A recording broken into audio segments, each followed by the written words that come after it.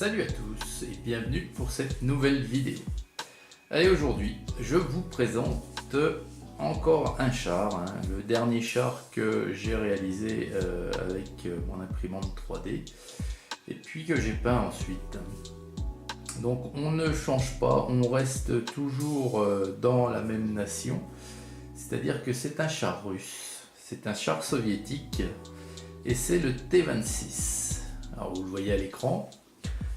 Il est, vous voyez, de petite taille, puisque vous avez un soldat allemand, vous savez c'est tout le temps le même, qui me sert de rapport de taille par rapport au char, pour vous montrer un petit peu, puisque les deux sont à la même échelle, que ce soit le soldat et le char, c'est du 1,72 tous les deux.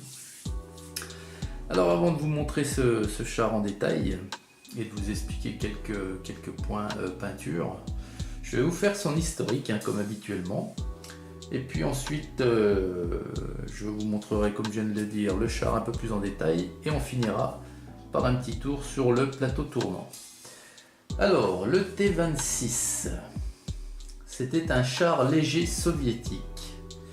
Sa construction se situe, elle démarre en 1931 pour finir en 1941, donc 10 ans de production de ce char.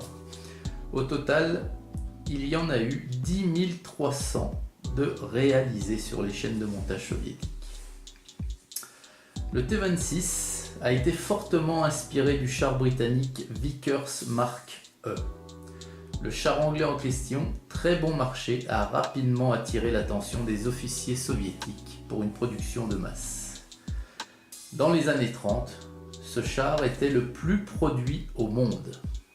Donc c'est pas rien. Et le mien ici, celui que je vous présente, c'est un modèle T-26 de 1933. Celui-ci fut construit en 1937 et avec le camo, donc quand je parle de camo, c'est camouflage, avec le camo en place ici que j'ai mis, il fait partie de la 20e brigade de chars qui évoluait sur le front occidental en novembre 1941. Alors son équipage était de 3 hommes, donc vous voyez bien que vous pouvez guère en mettre plus, déjà 3, il fait bien au chaud. Ses dimensions, donc sa longueur était de 4,55 m, sa longueur sa largeur 2,31 m et sa hauteur 2,30 m. Son poids était de 9,6 tonnes et sa vitesse sur route était de 31 km/h.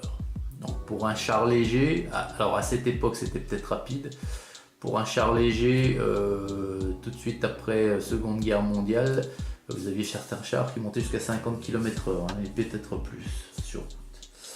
Donc celui-ci 31 km sur route et tout terrain, donc sur les chemins, 16 km/h.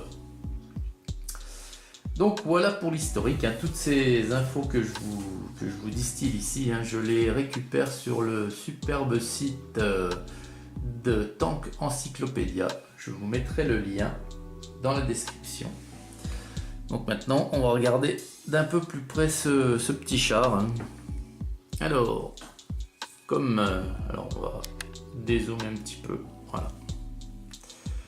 Alors comme habituellement, ce petit char a été imprimé donc ici en 2 parties, la tourelle d'une part et ici nous avions le châssis et les chenilles qui sont d'un seul bloc. Je vous ai présenté déjà des chars où le châssis était à part et les 2 chenilles encore à part également. Je l'ai imprimé avec mon filament jaune, mais ça peu importe. Donc pour faire la peinture qui est quand même à l'origine, comme vous pouvez le voir, à dominance de blanc, j'ai donc sous-couché mon char en blanc à la bombe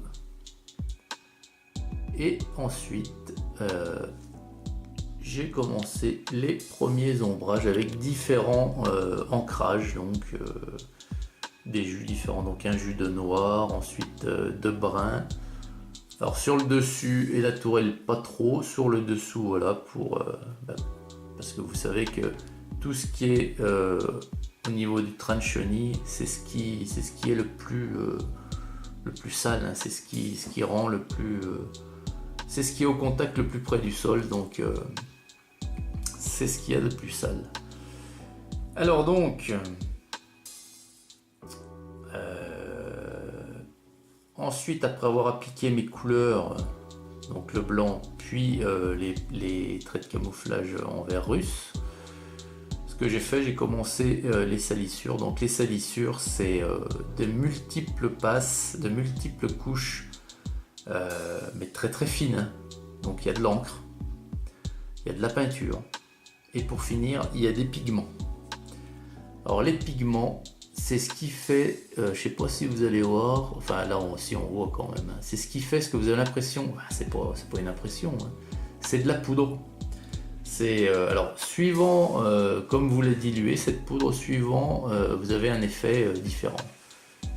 Alors ouais, donc ce qui fait un peu en surépaisseur, en relief, c'est donc la poudre en question, les pigments que j'ai moins dilués, parce que si vous la diluez beaucoup, ça va faire des traces, mais plates, des traces quoi.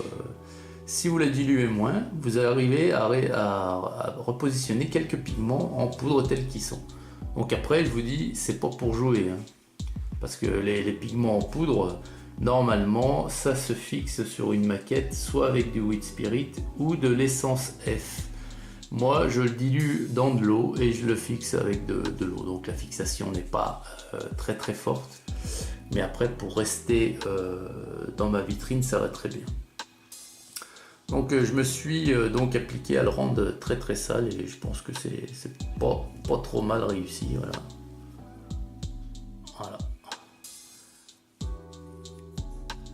Alors ensuite on a sur le dessus de ce char, vous pouvez voir qu'il y a une pelle, vous voyez en haut, hein, qui est fixée sur le